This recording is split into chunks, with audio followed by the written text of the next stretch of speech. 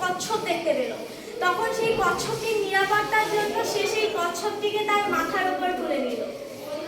তারপর তার লাঙলের কাজ শেষের পর সে যখন কচ্ছপটিকে তার হাতের তালুর উপর রাখলো, তখন সে এক পলকে অবাক হয়ে দেখলো কচ্ছপটি পরিণত হয়েছিল একটি সবুজ পরিমাণবে।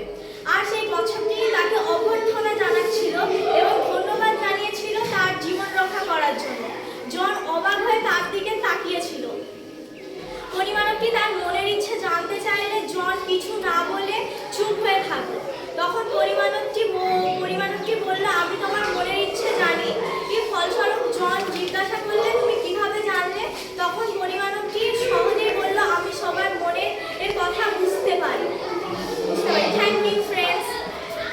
Thank you Tithi.